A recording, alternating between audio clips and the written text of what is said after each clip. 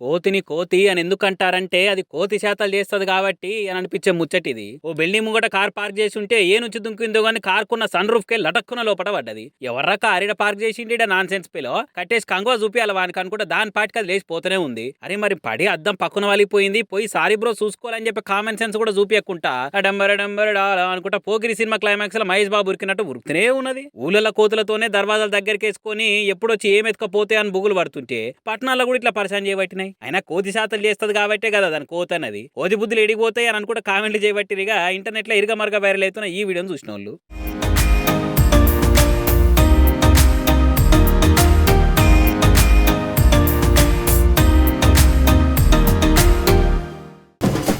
జిల్లాకు సీఎం వస్తుందంటే ఒక్కొక్క ఎమ్మెల్యే ఆరాట పడుతుంటారు. సీఎంను ప్రసన్నం చేసుకోవాలి, నిధులు పట్టేయాలని తొక్కులాడుతుంటారు. ఎంతమంది ఉంటే అంతమందిని సభకు తీసుకుపోయి బల ప్రదర్శన చేసుకుంటారు. కానీ నర్సంపేట కాంగ్రెస్ ఎమ్మెల్యే దొంతి మాధవరెడ్డి సారు సీఎం అయితే నాకేంది అని పిచ్చలైట్ తీసుకున్నాడు. మొన్న ఉమ్మడి వరంగల్ జిల్లా టూర్కు సీఎం పోయినప్పుడు నర్సంపేట ఎమ్మెల్యే దొంతి మాధవరెడ్డి సీఎంను గల్వని కూడా కలవలేదు. ఆ సభకు డుమ్మా కొట్టిండు. అధికార కార్యంలో ఏడా కనబడతలేడు. కనీసం మర్యాద కూడా కలవలేదు. నర్సంపేట కోసం ₹4 కావాలని అడగలేదు. ఎమ్మెల్యే నియోజకవర్గానికి ఆనుకున్న ఉన్న ఊర్లోనే సీఎం పొద్దునాక ఉన్న దేకను కూడా దేకకపోయే వరకలా సీఎం కూడా చూస్తా ఆయన కథ ఏందో అన్నట్టే ఉన్నాడట.